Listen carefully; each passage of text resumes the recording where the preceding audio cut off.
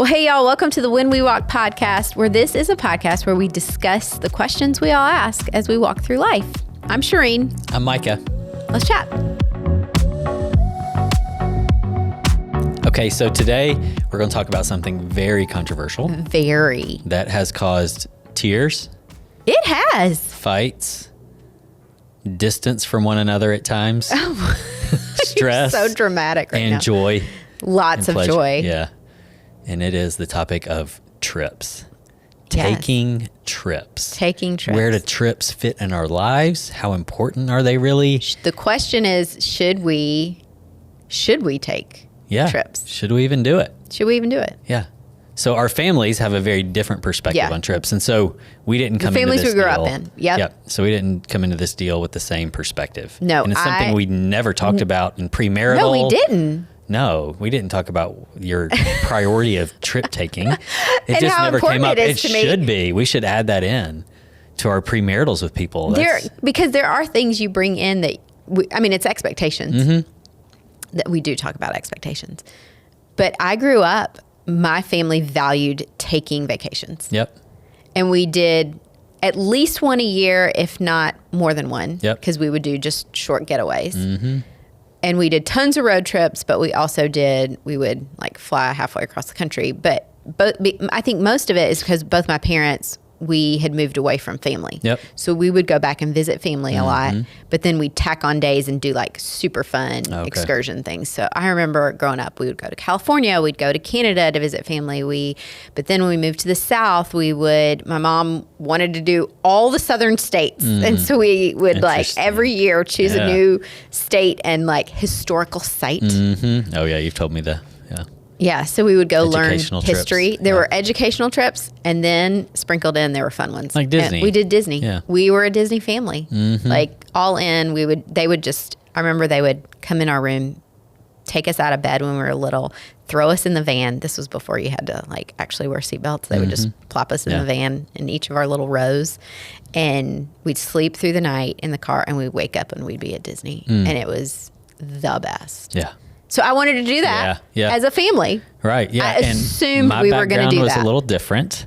We took trips, like beach trips or whatever, on very rarely did we do that. It was kind of extravagant. It was kind of like as we had extra money, I would assume, is kind of what my parents thought. And as things got tight for us as a family, kind of in my middle and high school years, we never took trips. We did go visit family because we didn't live close to family either, but it was just like purely practical. It was like, how quick can we get there? Who do we need to visit? And how quick can we get home? And as a kid, those are not fun trips. No, not necessarily. No, we would sit in old people's living rooms and listen to them reminisce about whatever, and I think I remember my great aunt, Boggy and Winston were their names, and he was an Air Force pilot, and we would sit and we would each get like a candy, like a butterscotch candy, and that was like, once this butterscotch is done, like I'm so ready to get out of here because you're just sitting in this living room. And so that was trips for and us. No phone, nothing to do. Nothing. You're just sitting and trying not to giggle with my siblings. And so, it was a very different mentality. Right. That trips were kind of extravagant. It wasn't just a normal part of life. And then the ones you did were just like out of necessity. Very pragmatic. Obligations. Mm-hmm. Yeah. And not that they were, we love our family and it was good to see people, but it wasn't like we weren't looking forward necessarily in a big way. Or at least I think my parents always looked forward to it because they missed home. They got to see their family. Yeah. Uh-huh. So then when we got married, I remember our first trip. Do you remember our first trip after getting married? Yeah, Vanderbilt. We went to Vanderbilt. And do you remember how we funded that trip? Which really speaks into not Vanderbilt. We went to the Biltmore Estate in Tennessee? Yeah. North Carolina. North I Carolina. Can't remember where it is. We went to Asheville, North Carolina. Yeah, that's where we went. And stayed at a Best Western. Because we went and visited. Money. And remember how we funded that trip? No. Like this totally speaks into my mentality around trips is we were doing this thing because we didn't have much money at all. We didn't. But we did want to do a 1-year anniversary trip. Right. So we each had $25 a week to spend on spending money, and whatever was left over went into the pot. Mm-hmm. And so it kind of motivated us because this pot would then allow us to take a trip. Do you remember that's how we did it? I do remember this now. And so by the time the 1 year was up, we had enough money to go somewhere drivable. Right. Yep. Cheap. Mm-hmm. And so we stayed there for like 2 nights. Yep. You watched me play golf. You got so mad. I got so mad I fell into a water. creek. We have a great picture from that, I think, somewhere. Yeah.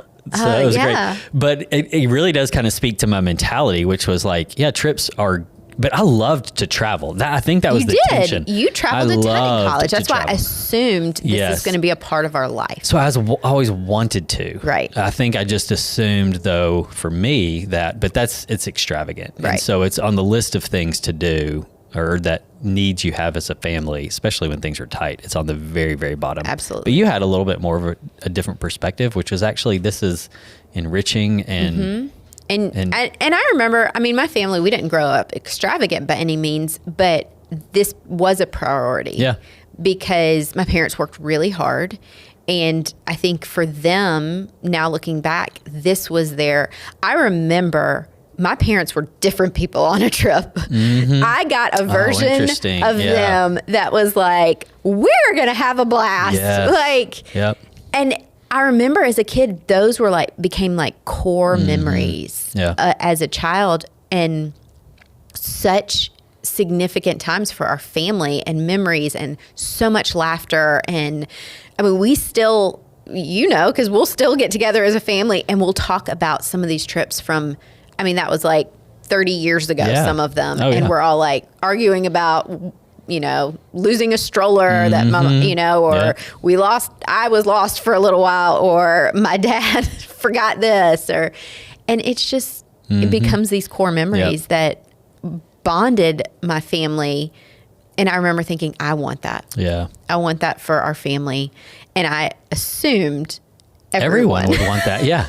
So we have, as we've kind of evolved as a family, we really do prioritize trips. Yeah. And so I think it'd be good to talk about why trips are important, maybe how to do it, how to pull it off, depending on what phase of life you're in. And I think this applies to the families, it applies to single people, it applies to retired.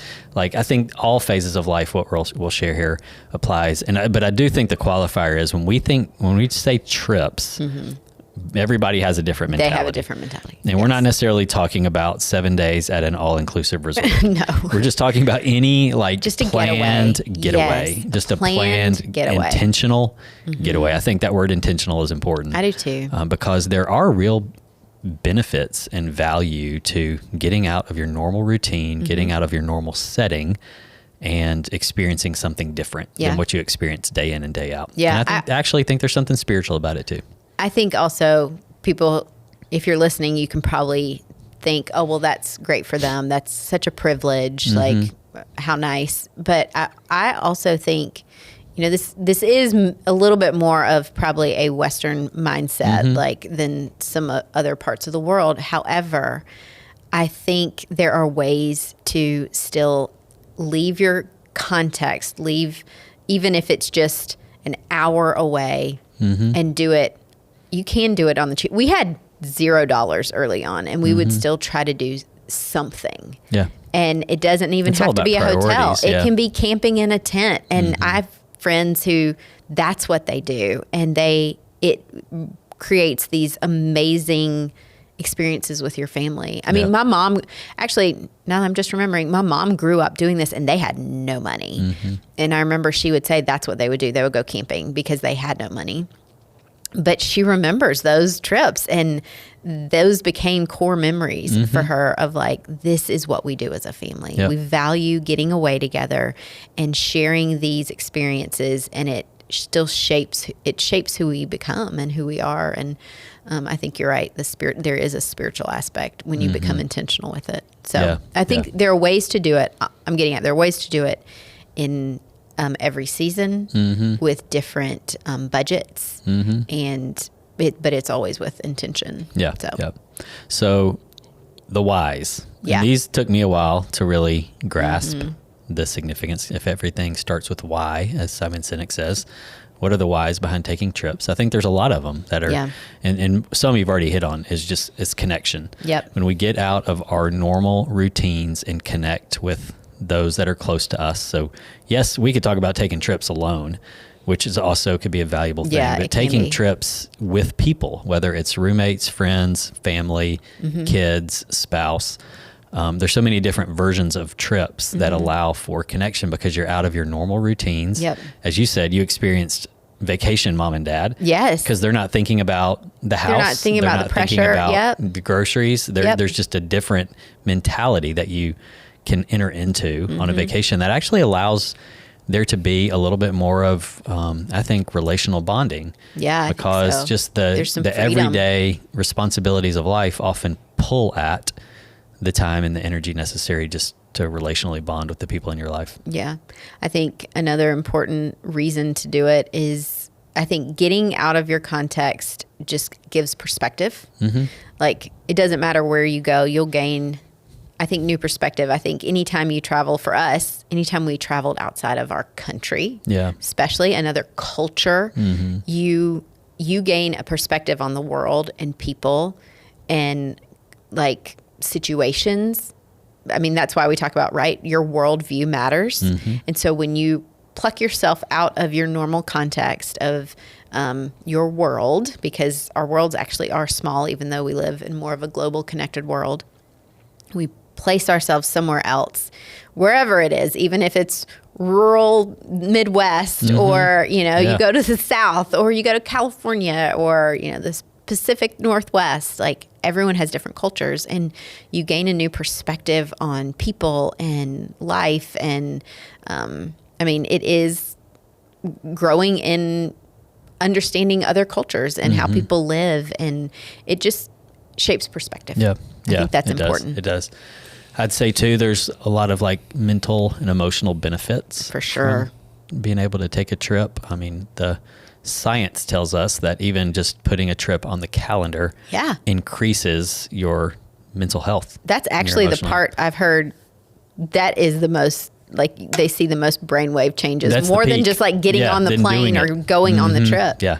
And then in reality, you come home and you're often exhausted and you're having to like catch up and reorganize life. And so it's not always convenient, but there is something about having a trip out there that's planned that does give us a little bit of a boost. And I remember talking to my counselor after 6 months in my lead pastor role.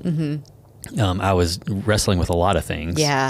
Mentally. Yes. And I remember him saying, I think you're experiencing decision fatigue. And it wasn't just because I'd been a lead pastor for 6 months. It was really the last 3 years, 36 months of like anticipating this transition coming, all the things that came along with that, the decisions that needed to be made, and then executing on a lot of that. And it just happened to hit at that point.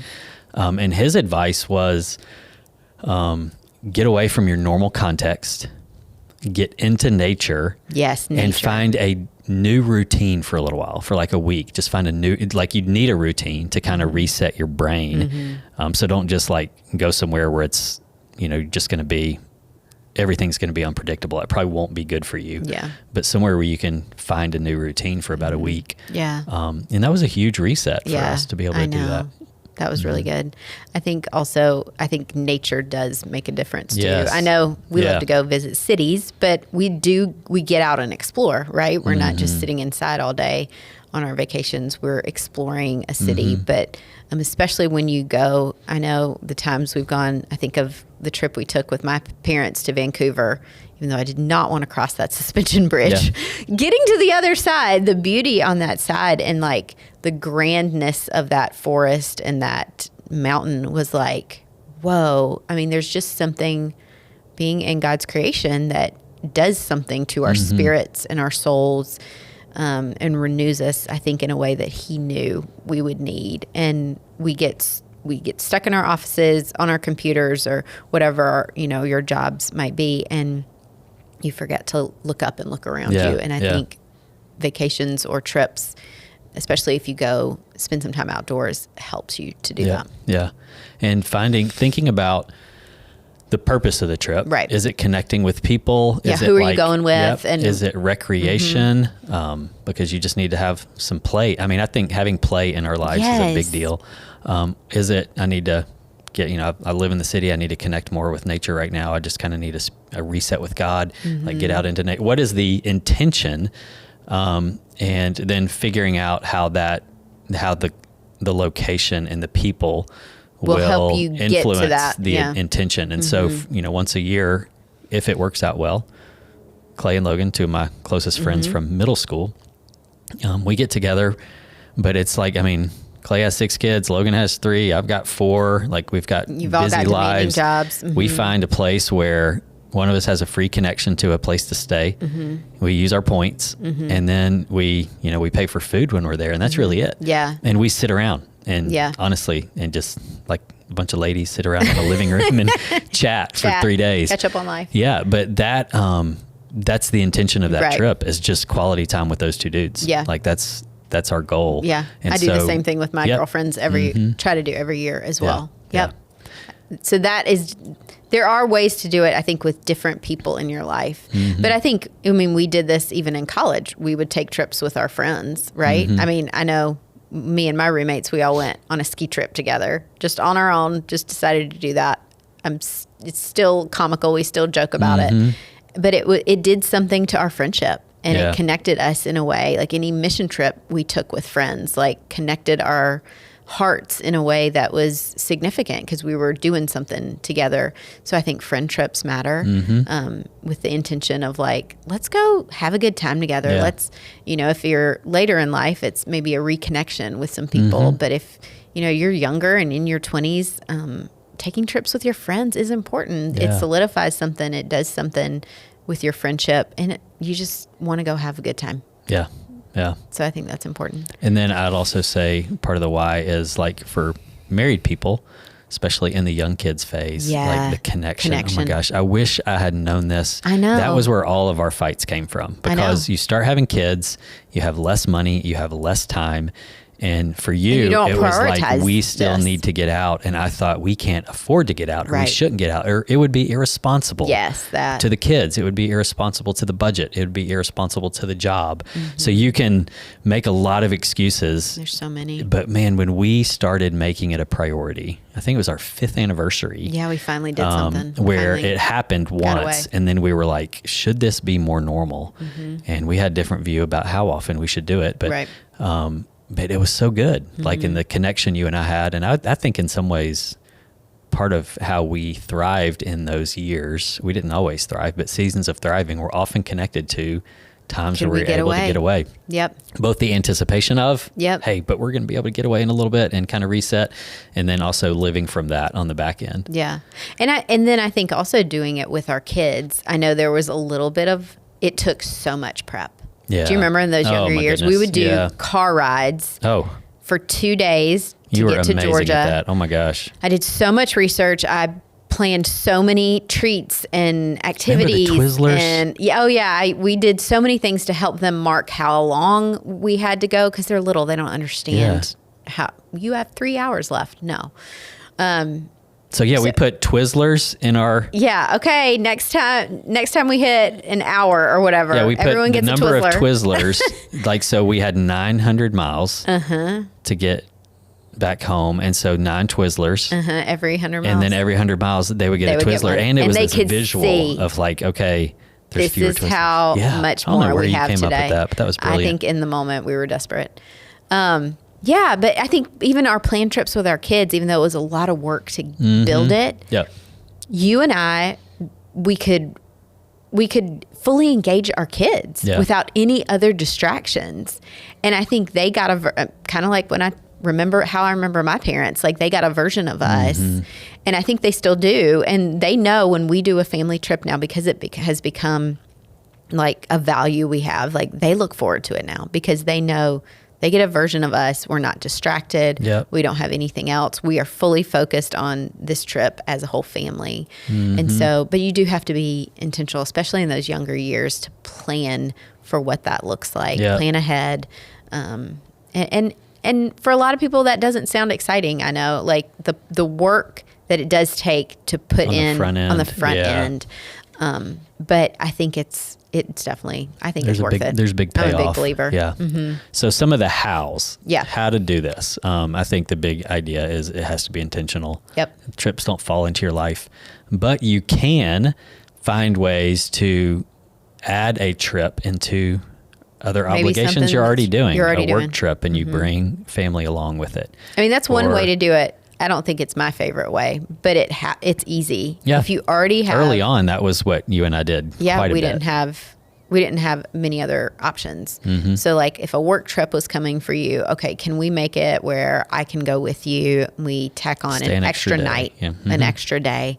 And I think, or like if you have a kid, I think, we don't do travel sports with our kids, but a lot of people do. If you have one kid going on a travel team something, take everyone with you. Make something fun out of it. Yeah, like Laylee's in show choir, and there was a family this year who they all went on one of the show choir trips separately, and they all did their own thing and then went to the show and and made it about the whole family, and still supporting your child. And I think you can like look at those things a little bit differently and make it bring some other intention into it as well. And I think that's helpful. Yeah. And even how y'all did growing up is like, if we had a family thing to go to, you add a day or two to just for us on the way to do or something, and just make it fun and we would do that meaningful along the way. I also think another thing that's good to do is, because we know this now, life just moves so fast, your calendar will fill up. So if you're not looking ahead and being intentional with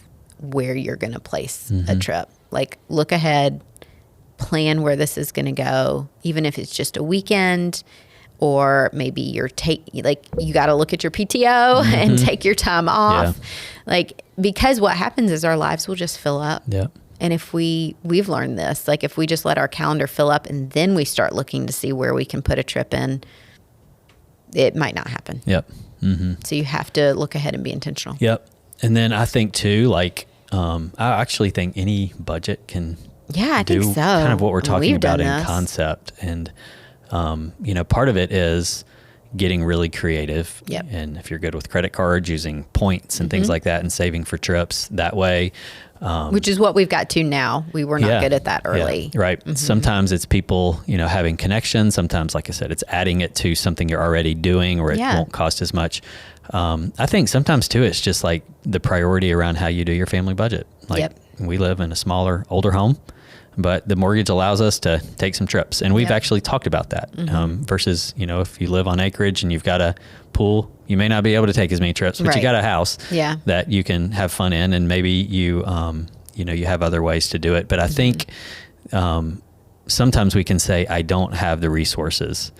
And it's because maybe look at what you're prioritizing financially. Yeah. And then also look at what you're prioritizing time-wise, because there might be more margin there if your priorities were different. I think that's good. Yeah. And we've just had to we've chosen to land on, like, this is important for us. We've seen so many benefits as a couple. We've seen benefits as a family with our kids, and we've seen benefits in our friendships with the people. When we take trips with friends. We totally do. On all layers of relationship, we see benefit when we can get away with people. Yeah. And then you could get into solo trips where it's you and Jesus, and those are significant as well. So I think too, adding this into like a recognition of like, if we really are a people who believe in the importance of Sabbath and rest, I was going to say that, and the balance. Yeah. There is that, like, that mentality of what we look forward to Sabbath every week, and we know what's coming. It's that same mentality, just stretched out and a little bit different with trips or with vacation.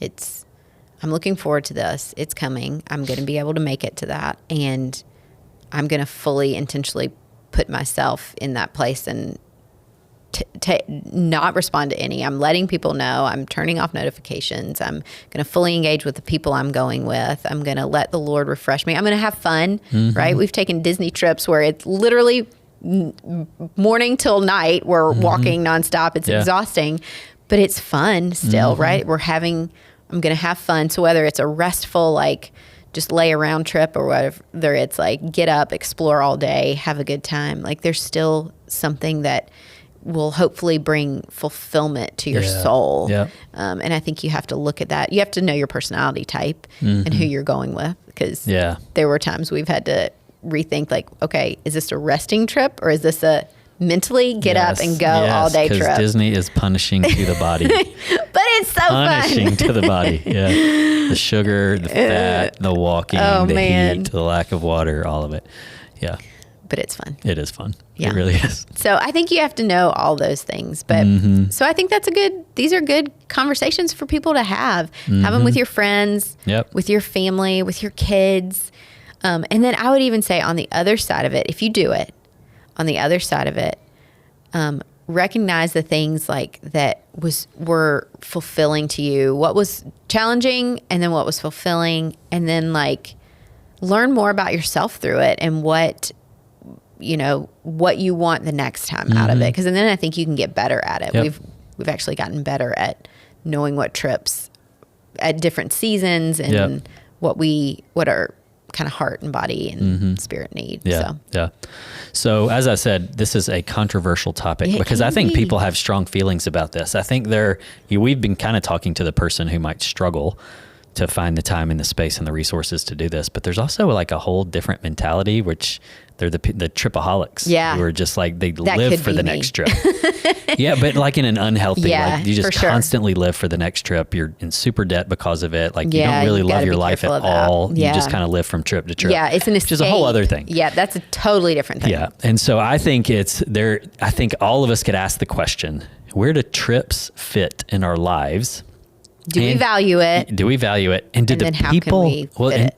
Yeah, and do the people who do life with us, what do they think about it? Yeah. And then where can we infuse these things into our lives? That's good. Those are good questions to ask. Yep. So as we edge into the summer months where life for many people gets a little bit slower, I think thinking about where do trips fit and actually talking about it. Which we did not do early on. No. And could add a lot of value, I think. Yeah. So okay. So where's your next trip and who are you going to go with? Yep. We'll see y'all next week. Yeah. Thanks for being with us.